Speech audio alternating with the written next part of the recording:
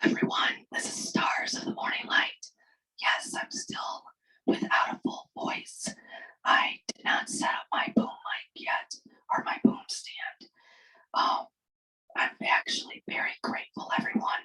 So thank you for your prayers and positive energy. I'm very grateful to be going through such a spiritual transformation right now, and not having a voice allows me to actually process. And today I'm excited because Ben was still willing to come on and talk to us. So hello, Dr. Ben. How are you doing, my dear? Hello, I'm doing fine.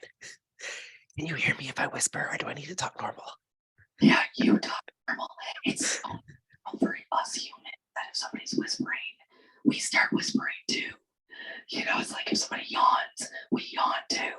So now you talk loud and clear, my love. This is about your new article. What did you come up with this month? It's very fast. So look, I'm tossing the ball to you, Ben. You roll with it, buddy. So I'm kind of going to be talking about my last two articles. They're kind of related, but my latest article is titled How to Unclog Your Heart with IMedDo. How to unclog your heart. And I mean, like in a very like literal sense. Like I have a family member who is undergoing heart surgery yesterday. People have clogged hearts with calcium in their arteries. Okay, and people call it arteriosclerosis, atherosclerosis, whatever you want to call it, causes heart attacks and strokes, but clogged hearts and arteries, something is in people's arteries, clogging them up. What is that something? I'm going to talk about that and how you can unclog it with the IMedDo system. You know, Ben, on my mother's side, pretty much everybody has that going on. My grandpa had a bypass, then two bypass, then triple bypass, then quadruple. I mean, it just kept going. They had to take veins out of his legs to help the heart. Yeah, so I think this is a really important topic, and I've never talked about it directly before because I've been talking about it indirectly. I've been talking about how to unclog your third eye, the calcium fluoride there, how to unclog your thyroid, how to unclog every part of your body, but I've never just directly said, okay, look, this is how you unclog your arteries. Okay, so that's what I want to talk about. And I'm letting you just take over. Just keep going.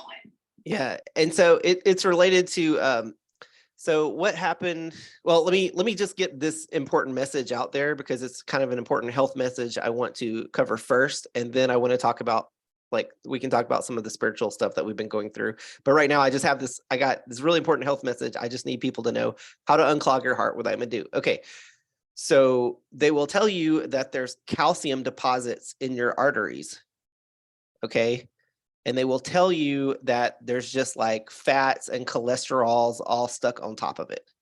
Okay, so they'll tell you like, oh, eat less fat or eat less cholesterol, but that doesn't really work. Doesn't matter. So you have to ask yourself, at the core, what is stuck there? It's calcium. And then you have to ask yourself, really important question, why is calcium stuck there? Okay, I'm gonna ask you a question. Everybody, ask yourself that question. And has anyone ever thought of that question before when people have heart problems? Why is calcium stuck in my arteries? Okay, because the fats and the cholesterols are stuck on top of the calcium, but underneath that, there's calcium stuck there. Why is calcium stuck there? Okay, so just meditate on that for a second. Okay, and what you'll find is, it turns out, I'm a biochemist, as you know, and I figured out that there's three main signaling pathways in your body. One uses calcium ions, one uses magnesium ions, and one uses zinc ions. Okay, so calcium, magnesium, and zinc are really important for all of your body signaling. So calcium is used everywhere. Calcium ion at Ca2+. So calcium is used by your heart, it's used by your brain. Calcium it's in your bones, it's in a balance with magnesium. It's all these other pathways, it's related to energy. It does everything. And I don't know the exact number, but there's probably in the vicinity of maybe 16,000 known calcium pathways in the body. Okay, 16,000. Wow. And to give you an idea, like for magnesium, there's maybe 300 pathways, and for zinc, there's like 3,000 pathways. But for calcium, it's like 16,000 pathways. So they're the most calcium is the number one signaling molecule in the body. It's not just like anyone, it's the number one. Like when I was in graduate school, they were teaching me about calcium signaling. I was doing neuroscience, how calcium works in your brain, but I know calcium works in the heart, does a bunch of other stuff.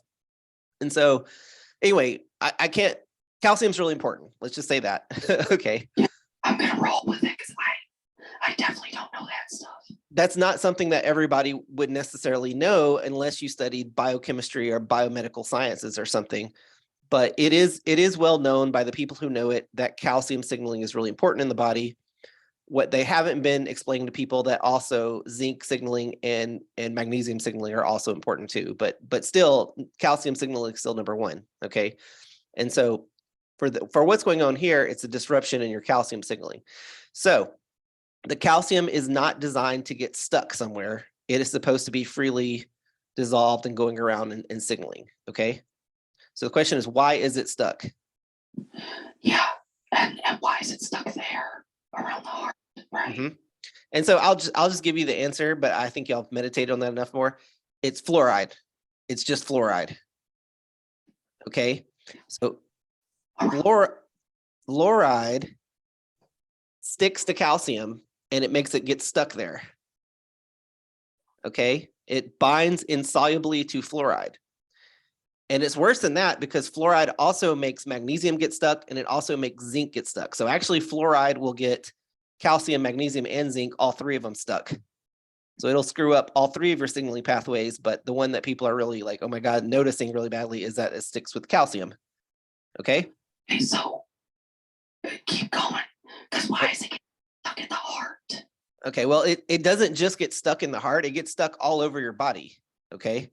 And I've been focusing, the place that I've been focusing is mostly the pineal. There's calcium fluoride in people's pineal that gets stuck there. Remember, that is a part of the blood-brain barrier where the blood, the arteries connect to a tissue that then goes to the cerebrospinal fluid, okay? But so there's calcium fluoride that gets stuck there because it came from the arteries, okay? So, but calcium fluoride doesn't just get stuck there, it gets stuck all over your body and it gets stuck in the blood, on the side of the blood. And so it creates those arterial blockages, okay? But it's still the same problem. It's fluoride. Fluoride sticks to calcium. It makes calcium fluoride, okay? Yeah, I'm following. That's the important message I want people to know because people are like, well, why do I have calcium stuck in my body? Why is it stuck in my arteries? Why is it stuck in my pineal? Why is it stuck in my kidneys, making kidney stones? Why is it can get stuck in everywhere? Yeah, because of the fluoride. Okay.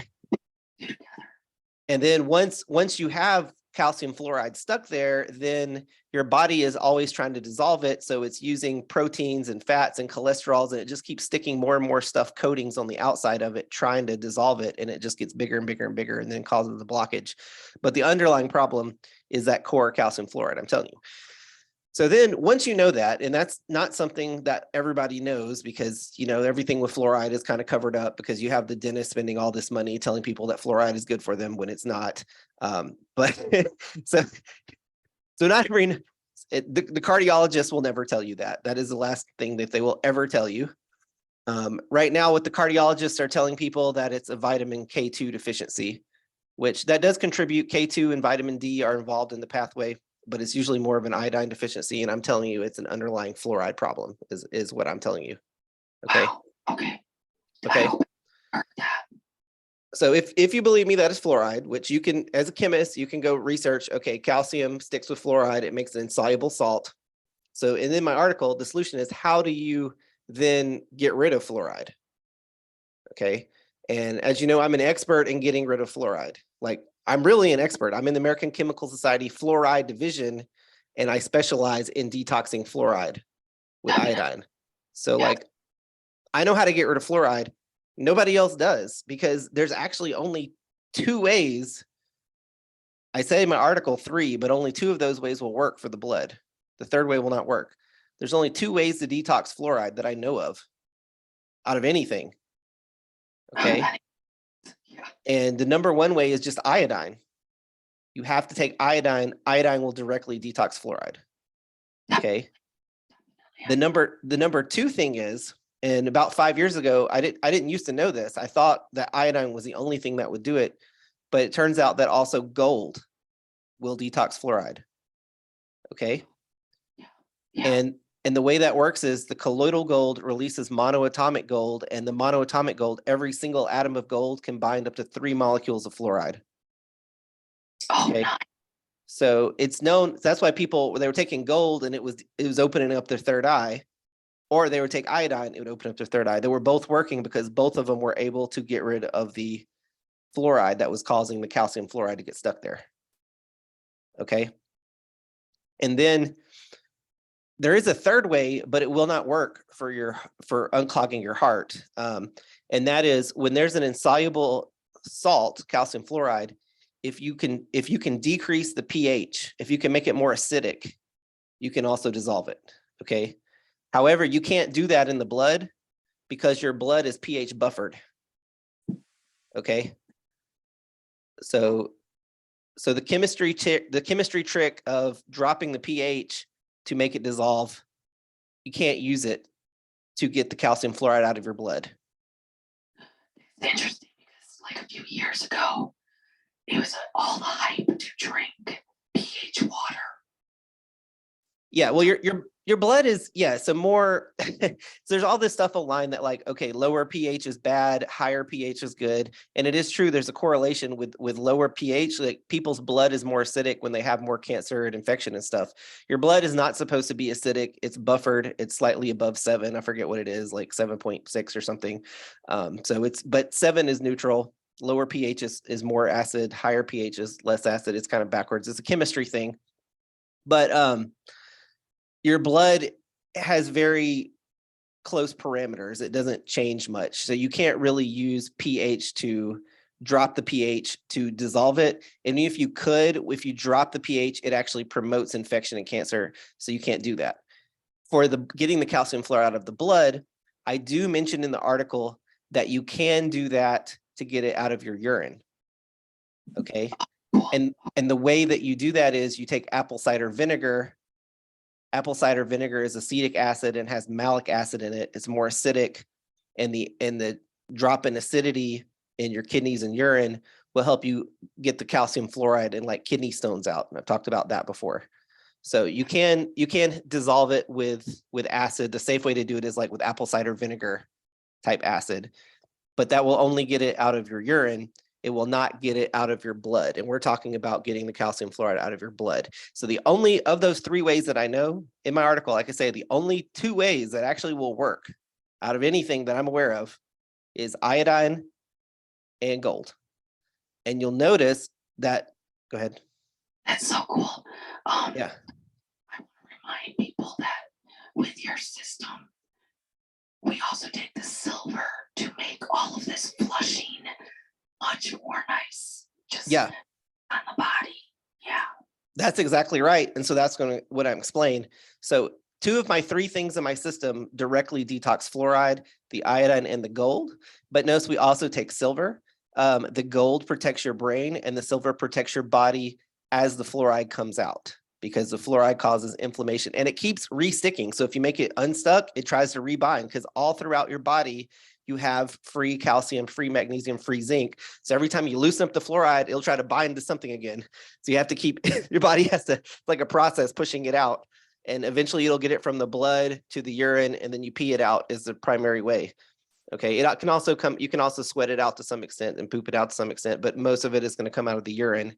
As soon as your body gets iodine, it'll start flushing it out. And people have seen it before. People like with the first drop of iodine, they'll go pee in 20 minutes and they'll see like little crystals in their urine for the first couple of days. When people have a lot of fluoride who are actually paying attention to their urine, it's really noticeable. They'll see like cloudy urine or little like crystals in the urine and like, what the hell is that? It's calcium fluoride being flushed out. I have to say, I also started taking your vitamins. Oh, nice. Yeah. And I love them. And My pee now is like neon yellow. That's from vitamin B12, but the Yeah. B vitamins make your urine really bright neon. Yeah. First time I was like, because I'm looking at it. My first thought was I used to have to drug test people. And first thought was, man, if anyone had this, I'd be like, dude, you're caught. Like, this is not real. I knew it was the vitamins, and I knew it was the B12 and helping. So, guys, all of his systems, all of his vitamins available in the description below are there to help in all of this process. So anyway, that was my main message, is just for people who are so, I mean, it's such a simple message, but it's just not something that people are aware of. Why are my arteries getting blocked? Why is there calcium stuck there? What's making the calcium stick? And it's fluoride. Fluoride is sticking the calcium, I'm telling you. Yeah, well, Ben, I think last time we talked, I had people asking me, would it affect their blood pressure medicine or their, all their heart medicine, taking your system? And I'm like, I don't think so. This is going to help with all of it. So this is actually the positive thing to do instead of all the crazy meds that they put you on and then you're on for life, Yeah, and in mainstream medicine, I think in like 2019 or just recently, the FDA has started approving gold drugs. So after years of pretending like gold doesn't do anything, now they're like using it in their own drugs, and so they can't pretend like gold doesn't do anything anymore because now they're trying to make money of it. Yeah, there's several gold drugs out there already.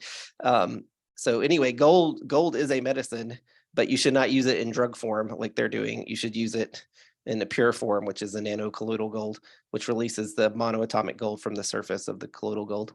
I have the really high quality stuff in the new gold. It's the highest quality there is.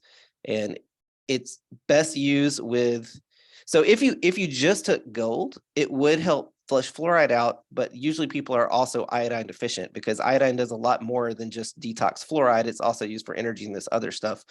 So you really should use iodine and gold together. And whenever you use iodine, you should also use silver. So like my system is designed correctly where you use all three of them together. But yeah, I wanted to tell you. So I've gone through really weird sicknesses, whatever, but I have the loss of voice. I have been feeling, everybody goes, I hope you feel better. I hope you feel better. I feel awesome. I have tons of energy. I feel great. I just don't have a voice. And this is a more spiritual thing going on. So I will pull back from working and go through a process that I need to go through. But everybody keeps saying that, and I keep trying to have to tell them, I feel like $1 million. I got a ton of energy. I just can't talk. You're a workaholic, Courtney. Sometimes I saw one time you made like 7 videos in like 9 days, and I was just like, oh my gosh, how is she doing this? Like you've just been going. Other stuff. So I'm actually calling this like divine intervention. Because yeah, if this was not here, I probably would have been like, oh, there's some spiritual work that needs to be done, whatever. And I would have just kept on working on other stuff. But that's the thing. Guys, his system, yeah, I went through the ringer with some stuff, but his system kept me away from the hospital, kept me away from all sorts of things. And I've had more energy for over a week and a half, 2 weeks through the whole process. I just don't have a voice. So I'm hoping people really understand what's going on with my voice is because of some spiritual stuff Courtney needs to work through, more awareness, acceptance, and some stuff, let me tell you. So I want to tell you some more heart stuff, and then I want to talk about your voice stuff. But okay, one more thing with the heart stuff. So once you get rid of the fluoride, then there's still those fats and cholesterols that break down. Cholesterol is not bad for you. Okay, they tell you cholesterol is bad. It's not. Everybody's worried about high cholesterol, and that toxic Lipitor drug that they put you on will kill your brain. Do not get on Lipitor. Don't worry about cholesterol. Eat eggs. Eggs have lots of good healthy fats and cholesterol in them, not fake stuff. So cholesterol is not bad. The fats and the cholesterol that was around the calcium were not bad. They were trying to do their job to break down that calcium. They just couldn't do it because they're the wrong thing to do it. You have to have iodine or gold. So once that calcium fluoride center is gone, then your body can free up those fats and cholesterols that were around it. Okay. And that's just a process, but it'll happen naturally. But people are like, okay, don't eat bacon. It's not that, because like high fats foods like bacon, but it's not that bacon is the problem, but nitrates are a problem. So if you're gonna eat bacon, you need to get the nitrate-free bacon. But even if you eat nitrates, silver detoxes nitrates. Okay. Cool. So that's important. So also, even though silver doesn't get rid of the fluoride, it is involved in the heart health because it detoxes the nitrates, which screw up your heart, that people are getting. And a lot of the high fat foods like bacon in the store, have like, you gotta get the nitrate free bacon because the nitrates in it will also screw up your heart, but silver will detox it. So I don't think I've ever seen that in a store. Almost all the bacon has nitrates in it, if you look at the back of it, look carefully, it'll say nitrates, unless you're specifically getting the one that's a nitrate free bacon. Like it's usually more expensive. Yeah, I don't think I've seen it. Yeah, so probably all the bacon you've ever eaten, if you eat bacon, has nitrates in it, and that's very bad for your heart. Okay. But there's other vitamins in fats, which are good for you, like that vitamin K2, and vitamin D is also fat soluble. Vitamin A, D, and E are all fat soluble and good for you in fats. And so when they're telling everyone not to eat fatty foods, like don't eat. So when they're telling people with heart problems, like, hey, stop eating fatty foods, it's actually really bad advice because there's a lot of vitamins they need in that fatty foods. What they need is just iodine, gold, and then they can eat their fatty foods, but avoid the nitrates. That's my position. So that's all the hard information I wanted to share. I haven't. Because I literally just had bacon last night. Okay. And we do things now. That's the first time I've ever heard anything about that. So we're learning here that we're doing things that we don't even know that we're doing. And your system is taking care of it for us because I'm not going to know all the chemicals or not chemicals or natural, not natural. Like I'm not going to know the stuff when I'm grocery shopping. Yeah, well, it's really hard in America because most of the food is fake. Most of the food has fluoride in it. Almost all the processed food has fluoride in it, even when people are avoiding fluoride in their water. And that's why everyone is getting so much fluoride clogging up their arteries and they don't know where it's coming from. It's also in all the processed food. So it's really a problem. And I'm trying to educate people because it's become such a bad problem. And there's so many, have you heard of PFAS, the polyfluoridated alkyl substances? The FDA is ramping up, they're regulating them because everywhere they search for them, they're finding them. There's fluoride just everywhere in the US. You hear these things, but like your mind, for some reason, I will say my mind, it's like I'll hear this stuff and then I'll go, no way. And then I'll like put it on the shelf. Like, no way. But it's because we're not where we need to be as a society yet of growing our own food, taking care of each other type thing. So I think my brain to protect itself just goes, no, that can't be true. And one more thing about the heart. I wrote a newsletter a while back, which I linked to in my newest newsletter, about how colloidal gold, actually there's science now showing that it actually regenerates the heart. Actually will regenerate the heart. Oh, that's awesome. And I say in that article that study was in mice. It shows that it regenerates mice hearts. So they don't have one for humans, but I know it does. But also I believe that colloidal silver also is involved with heart regeneration. So I do know that colloidal silver amplifies your heart chakra. So it seems like in humans that colloidal silver even amplifies the heart more than gold. But the science is starting to show that colloidal gold regenerates your heart. So it doesn't matter. Just take the silver and the gold together. One of them will work, Yeah, because the silver helps. Right. Yeah, the silver helps with the heart, but so does the gold. So that's what's confusing. Like, and the gold helps with the brain, but so does the silver, but just a different part of the brain. See, the silver doesn't get in the brain proper. It gets in the lymphatic part of the brain and protects that part of the brain, but not on the cerebrospinal fluid side of the main part of the brain. Only the gold and iodine get there. So it's like, Yeah, it's really confusing from the medical and anatomical side because they do so much in the body. But a lot of that I figured out as a biochemist is because they're just unblocking pathways that get gunked up. Like I told people, silver kicks out mercury ions, and mercury ions are blocking the calcium, magnesium, and zinc pathways. Gold kicks out the lead ions, and the lead ions are blocking the calcium, magnesium, and zinc pathways. And fluoride is just another way that blocks all three of those pathways. It blocks the calcium, magnesium, zinc because it will bind to them insoluble. You'll have stuck calcium fluoride, stuck magnesium fluoride, stuck zinc fluoride in your body. So it's all, there's these, so the big picture is, as a biochemist, there are these three big signaling pathways that your body uses, and anything that gunks up those pathways is very toxic for you. Okay. Okay, that's kind of the big picture. It sounds like your system takes care of all of it, period. Yeah, it takes care of all of it. Yeah. So iodine and gold will flush out fluoride, but silver does other stuff for that pathway, like kicking out mercury. So I want to talk about your voice. Okay, so iodine is known to stimulate the throat chakra. Okay, which is funny because you're taking it, you lost your voice. So what's going on? But I think we had talked about earlier that you have, or you used to have, some mercury fillings in your mouth.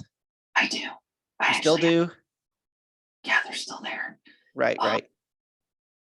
Which I asked my husband, I said, taking this iodine, you don't think it's gonna like loosen up the fillings and I'll swallow them or something? I sounded like an idiot, but I have at least, I think, like 7 or 8.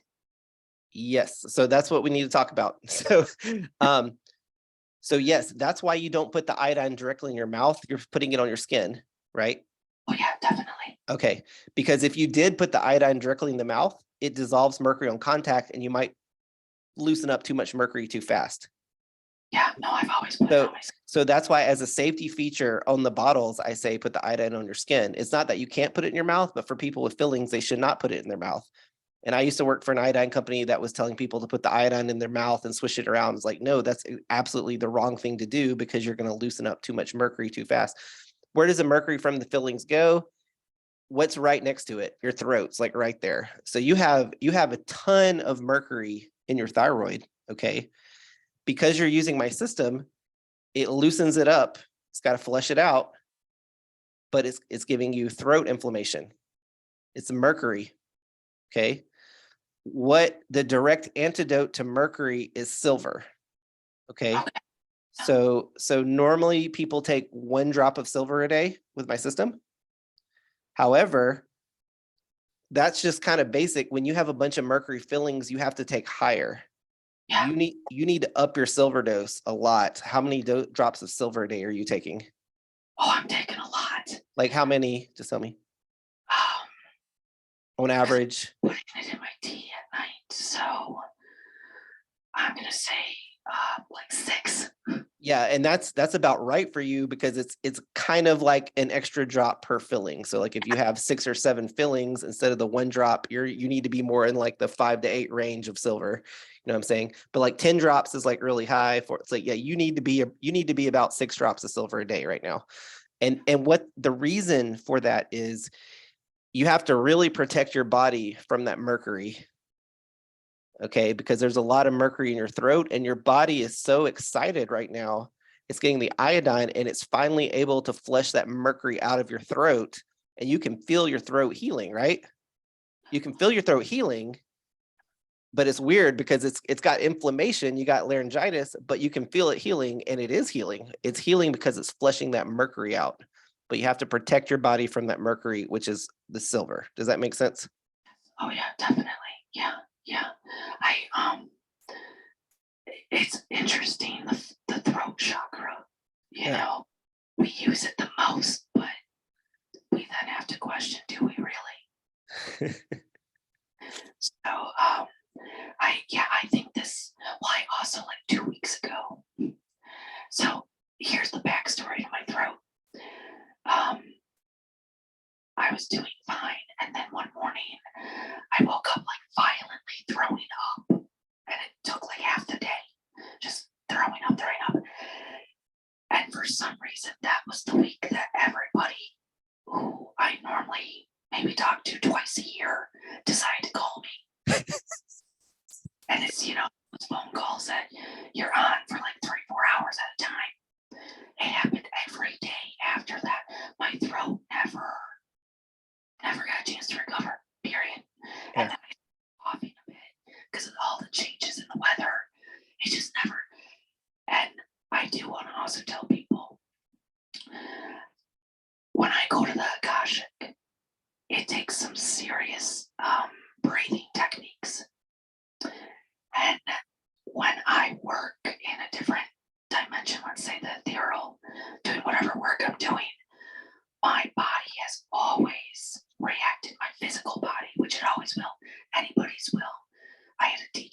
that she belched.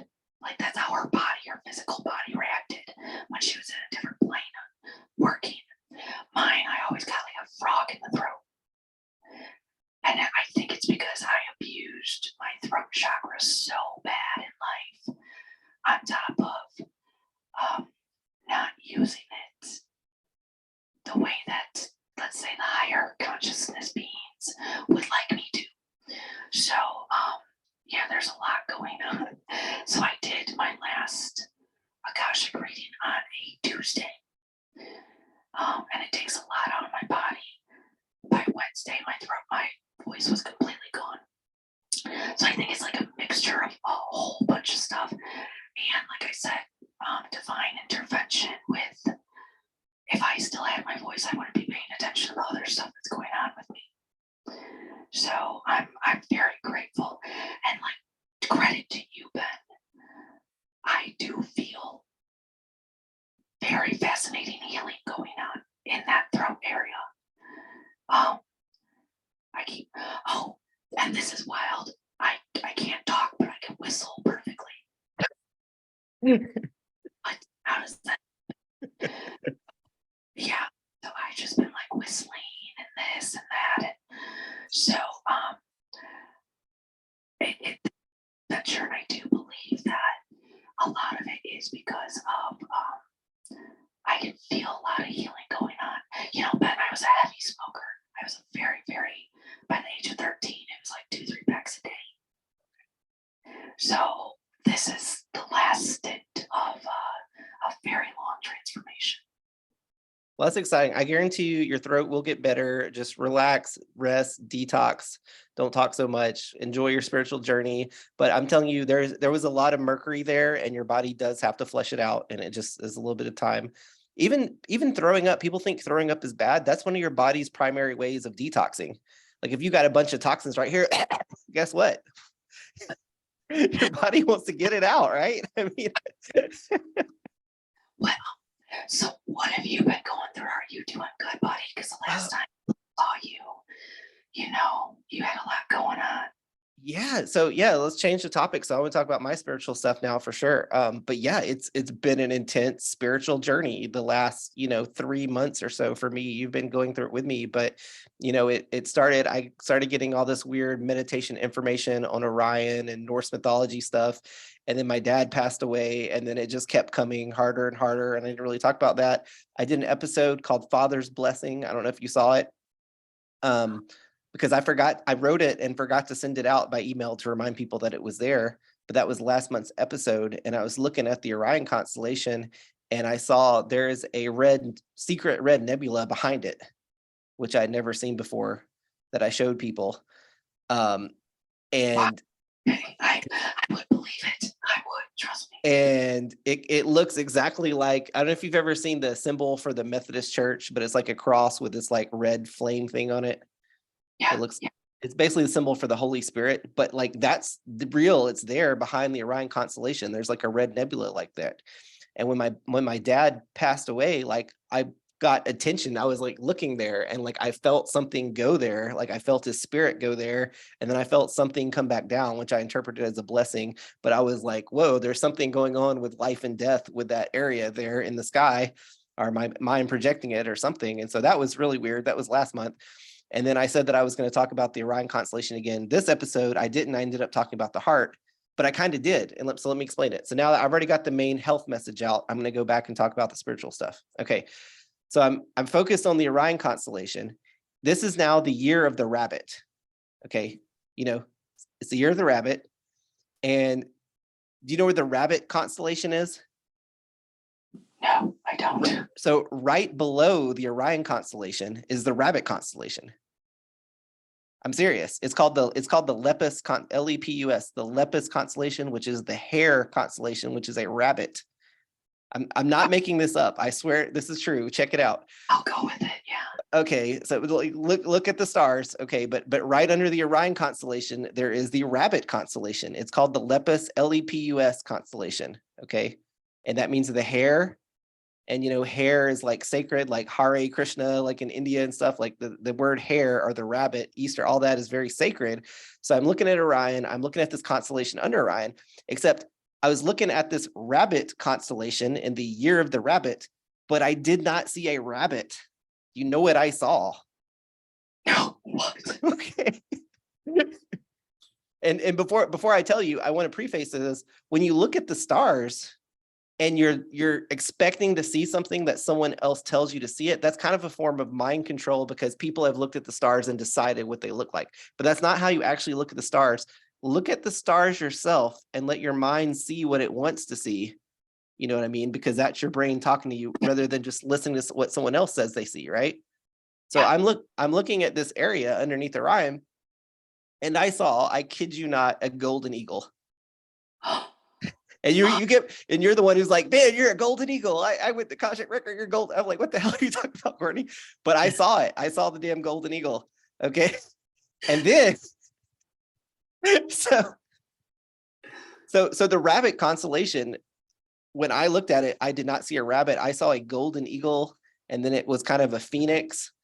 And then I noticed, once you see that is in bird form, you see the dove constellation right under it. So it looks like an eagle or a hawk hunting a dove underneath it. And then right above it, the Orion constellation turns into a giant ass eagle. So it turns into two eagles, where the Orion constellation itself turns into a giant eagle. The constellation underneath it looks like a smaller golden eagle. And then there's like a dove constellation underneath that. So it like turned into like three birds. So I got like bird constellations right in my face. Okay. And then it's related to some Norse mythology. I don't know if people really care about this, but I told you that iodine sounds like Odin before. Okay. But guess what? I found another Norse god, actually a goddess, that it sounds like. Okay. A Norse goddess. Her name is Idun, Iddun, Idun. And there's these stories about the goddess Idun and the golden apples. She is the goddess of immortality with her golden apples. She's in Norse mythology. You may not have ever heard of her. Yeah. Idun. Look her up. Yeah, very cool. Okay. I never put iodine with it though. So yeah. So I didn't realize. So the iodine was not just Odin as an Orion constellation. It's also Idun, the goddess with the golden apples. Okay. And then I just started to get all this Norse knowledge. So I figured out the golden apples and all these stories that I figured out. I don't want to blow people away too much. I'm going to slow down a little bit, but important point. So we're on a completely different topic now. We're off of the main topic, but I want to go down this. I'm telling you about my spiritual journey because you asked. Yes, And it was pretty wild. So I'm just letting you know. So what I figured out is that the Norse mythology is like retellings of the Greek mythology, and the Greek mythology is retellings of Egyptian mythology. Yes. Okay. Yes. So it's, yes, and people might not realize that, but I'm telling you, the Norse mythology is directly from the Greek mythology, and the Greek mythology is directly from the Egyptian mythology. So I'm seeing Norse stuff, but I'm also seeing like Greek and Egyptian stuff at the same time. But the story in Norse mythology that I found that directly kind of correlated to what I was seeing in the stars, there is this story about a giant who turns into an eagle, steals Idun and her golden apples. And then Loki has to ask Freya to borrow her eagle cloak, turns into a smaller eagle, and then they trap the giant. Loki flies under, gets the giant to fly after him, and then they burn him alive because the gods were getting mad that they were getting old because their golden apples were stolen. And then I saw it in the stars where there was this big golden eagle and a smaller golden eagle underneath. And it was a trap. It was a trap to kill the bigger golden eagle who has been bad, who stole the golden apples. So I was looking at that rabbit constellation was that smaller golden eagle underneath the bigger golden eagle. And that story is in Greek mythology. You can look it up about Idun and her golden apples and Loki and the theft of the golden apples and stuff. You can find it. And so, and I sort of saw that in the stars because I saw the big golden eagle, I saw the small golden eagle. So are you with me so far? Yeah. Can I say something? So yes. I like to, because I was raised to believe that a rabbit, a bunny, whatever, like when you're in meditation, actually represents fear.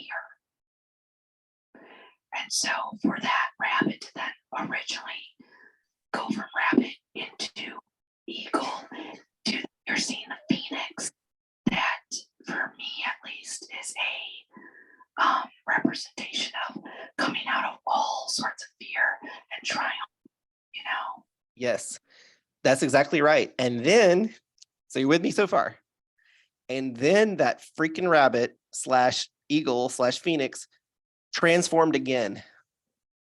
It turned into something else. Okay, what? It turned into a freaking sphinx. A sphinx. A straight up Egyptian sphinx. And the term for it is a hieracosphinx. It's an eagle-headed sphinx. It's basically a griffin. Okay. Yeah. It's basically a griffin, but it's head of an eagle, body of a lion, and then it just turned into a cat. So it turned into a cat, turned into a lion, it turned into an eagle-headed cat, but it basically turned into a sphinx. I kid you not. Okay. So like when I looked at it, I saw the sphinx. Okay. So and then so at this point, I'm like, whoa, okay. Everything I'm seeing double vision. Okay. Because I saw an eagle, then I saw two eagles. I saw a sphinx, but I've seen a sphinx before in the heavens. The Leo constellation is also a sphinx. Yes. Okay. So this is the second sphinx I've ever seen. So now I've got two eagles going on. I've got two sphinxes going on. Not one, two. There's like two of everything.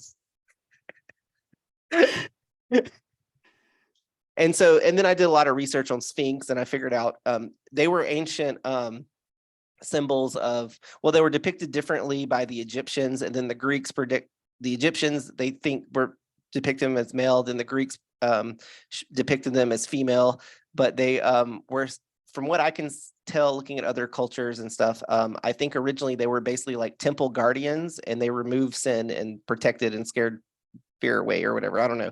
So anyway, but that's kind of where I'm at, is I'm at this point in my spiritual journey, is that I'm meditating on sphinxes. Oh, cool. Cool. Awesome. Yeah, you know what? Even though I know a ton about them, for some reason I always still think of that scene in Never Ending Story. Yeah, I love that one. And there's the two on the side, and he's got to walk through them and get through his fears. Yeah, for some reason, even though I know tons about all of it, from the Bible to Egyptian to what have you, I always think of that scene, period, because I think it captures, what it is to be approached by that, Well, it does, but I found two of them now. One is the Leo constellation. Yeah. And I'm telling you, the other one, which I don't think many people know this, because I mean, it's a really long spiritual journey trek to go from something turning into a rabbit to an eagle, to a lion-headed eagle, to a sphinx. But I saw it happen, and I'm telling you that other sphinx is that constellation right underneath Orion. I don't know. I am gonna roll with what you're saying.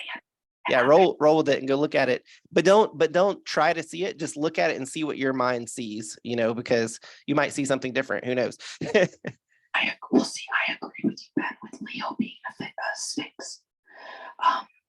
That's why Leo is the representation of strength, because it's quote unquote working through. If you overcome your fears, that's really the ultimate strength. So I always saw it that way as well. So I'll have to look into it. I never, and then like the rabbit turning into morphine into all that stuff, it would seem to be the same kind of transformation. So that's wonderful. Yeah, cool.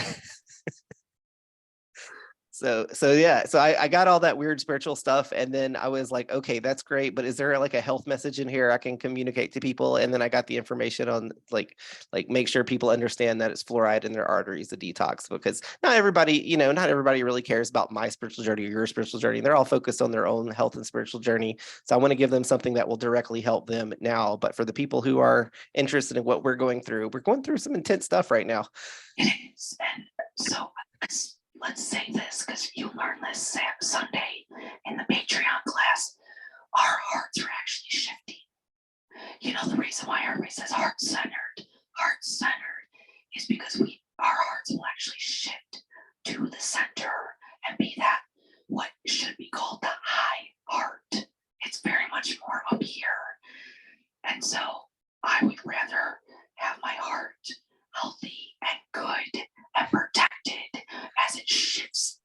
center so it can actually be what is driving and I'm following and everyone can see. So I think it is apropos. And through that process, yeah, you walk through a lot of fear. You know, that's what spiritually would block your heart. So you're medically detoxing the heart, but also seeing the representation of working through all the fear and triumphing in it. So I think it's a full circle. Yeah, absolutely. And yeah, I heard you say it's all about getting out of fear and more into love and stuff like that. And that's totally true. And if I hadn't that's a good segue into something else. I didn't know if we were going to have time to talk about this, but I think we do. We still got another 15 minutes.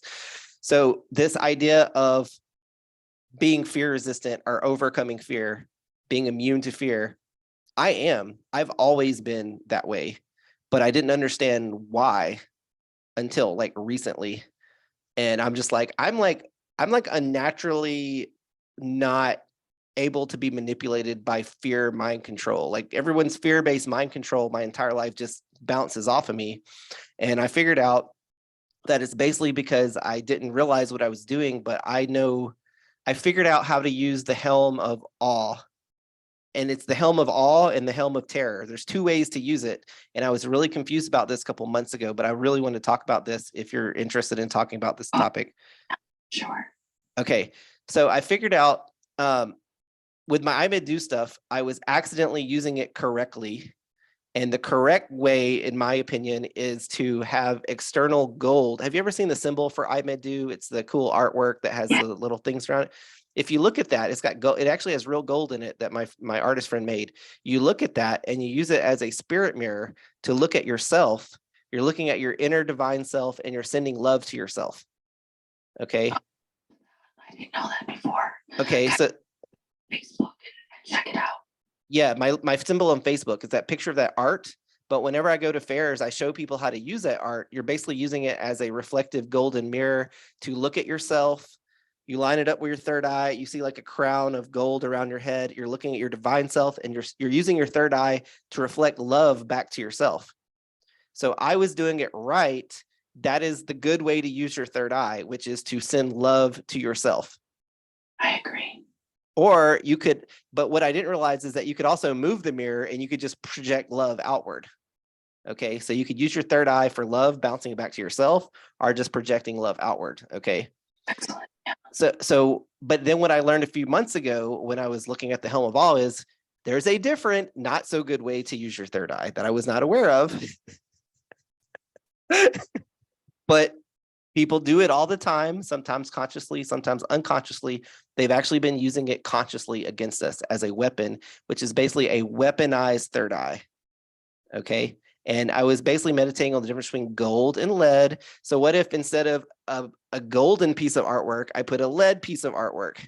Okay. And you could bounce hate back to yourself. That would not be good. That would be very bad with lead. Okay. Or you can move it and you could just project fear and terror everywhere around you. Right. Exactly. Okay. Yeah. And I was figuring out that's what that whole helm of terror or helm of terror was, where the orcs or the Vikings or whoever they were doing it. And it really neat. So the word leader, okay. Yeah. The word leader has a positive connotation in the English language. Like a leader is a good thing. If you're the leader of the country, whatever, a leader is good, right? But if you think about it, a leader is a person who does lead, a leader with lead. Okay. Yeah, I'm tracking. And so I figured out, tracing the Odin, see, for attack formation, they would use a wedge. They would attack, and the person at the front of the wedge of an attack formation was the leader. Right, exactly. And he had a helmet with lead. Okay. And that lead in front of his third eye, he was projecting fear and terror in front of him. Right, to his enemy. To his enemies. So they're attacking in a wedge, and the leader is at the front of the wedge with lead, not gold, lead on his helmet, terrorizing his enemies as they're attacking. And so the word leader came to have a positive connotation because we're following them. But really what the leader is doing is they're using their third eye incorrectly because they're projecting fear and terror out there as they're attacking. Does that make sense? Yeah. Oh, yes, it makes sense. Okay. So then I'm looking at, okay, I don't use, so lead is very toxic inside you. Gold is very good for you. Lead outside, you can do this weird terror stuff with your third eye, but gold. So what about gold? What about the word golder? Is there a golder, one who does gold instead of lead? Because that's like, I feel like what I am. I'm a golder, not a leader. You know what I mean?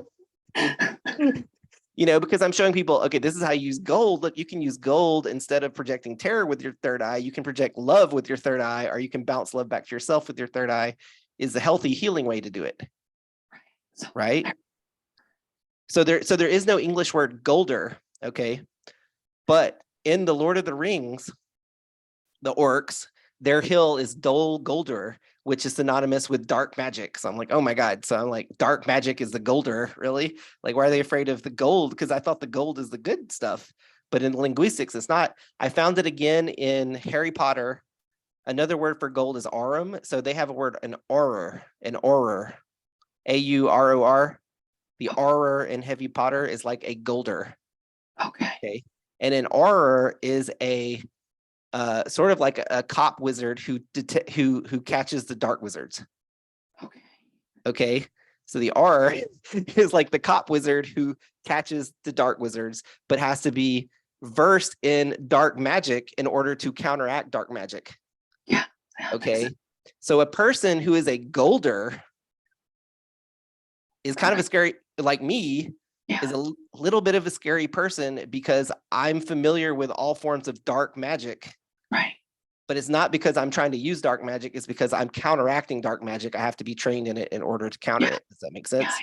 Oh yeah, definitely. Yeah. But I can totally understand why in the linguistics, why it would be like, oh, a golder, like we're scared of a golder, let's follow the leader instead. People actually, I've gotten that question before because I actually know more about the dark arts than I do anything else because everything else just be in the light and you're fine.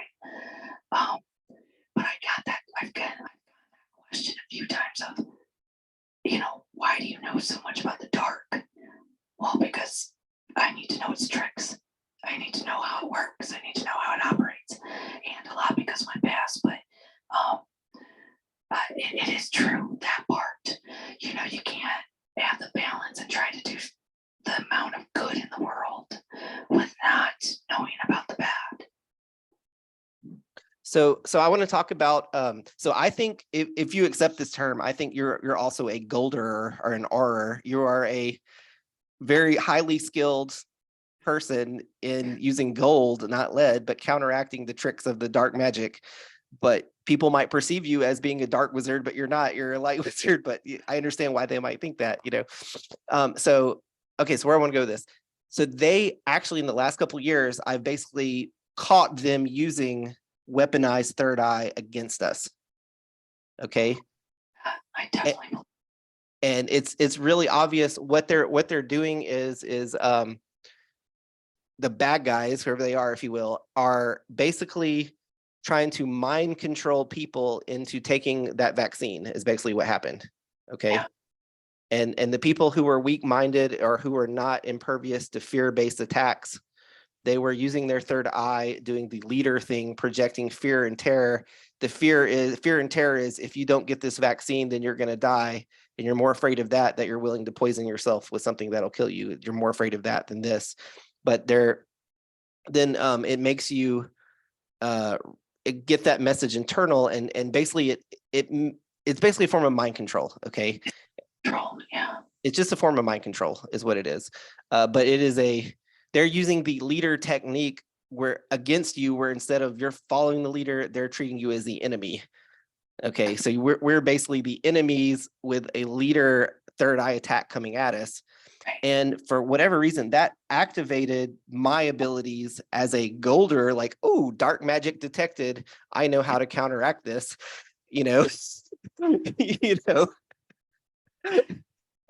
to counteract it, you have to cognitively use your own third eye and understand if it's a fear-based attack is coming at you, that you have to learn to not be afraid. You have to get past the fear, which is like what you tell people. And so once you get past the fear, learn to use your third eye correctly, which is to project love to yourself and externally, not fear and attacking externally. But that's where I'm kind of at. I kind of understand deeper in the last couple of months, like sort of what is my mission to try to teach people how to be impervious to fear, impervious to mind control, and how to use their third eye consciously for love and not attacking and terror, but also to be aware of we are actually have been and still are under a third eye attack.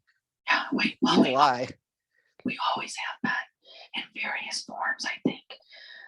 I do want to say, Ben, what I always find fascinating is that people are not actually afraid of death. They're afraid of the act of dying, the ing of death, the act of dying. And so if people can kind of get past that, the act of. Well, the way that to get past that, I can help people get past that very easily. Okay, here's how you do it. Books. Well, first of all, when you detox and your third eye starts working, you start becoming aware that this isn't your first rodeo. Right. Okay. As soon as you realize, like, oh, they're not just saying this, like, I really am reincarnated, I've been here multiple times, then you know that death is not the end. Right. Exactly. You know, there's something beyond death. You either go up there to the red nebula of the Rhine constellation and hang out for a while, or you come back, or you do something, but it's not the end. Something happens. For me, like, I've been here multiple times for sure. Like, verified, I know. And so, like, I'm not really afraid of death or dying, because it's like, you know, if you were to kill me, I would just come back stronger. Okay. But if you were to poison me as a baby when I come back, it just makes me even more stronger. And that's what happened. Because, you know, right in 1986, that's when they start giving all the vaccines to people. I was born in 81, so I did get a lot of those vaccines. Okay. And so basically I came into this world and then I was poisoned and attacked, and it just activated all of my latent internal warrior abilities is what happened. And so now they better watch out, because if they bring that dark magic against me, I know how to, and I don't want to do this, but I know how to do what they're doing. I could use my third eye and I could mind control them and make them kill themselves if I wanted to. I could. That's what they're doing to me. I could do that to them, because I know how to be more scary than they are being scary, but I don't do that because you know what I'm saying? And I want to say, just 81 babies. 81 babies are great. So with all of this being said, I think the biggest thing is how your system does clear out, so people can think clearly. You know, Yeah. Think clearly and, you know, work through all the stuff. I think this has been a great episode. Thank you for taking care of our heart, and taking care of our mind, and reminding people to reflect love back to themselves in the first place, because that's what it really is about. Definitely. You know, even in the Emerald Tablets, it says all the time, see the light reflected back to you. See it. So that's awesome. Would you like to sound off with, Ben? Yeah, just learn how to send love to yourself, and then you'll be able to project love externally. Yeah. Yeah, definitely. Well, Dr. Ben, thank you. And once again, everyone, I will see you when I see you. My voice, I'm taking my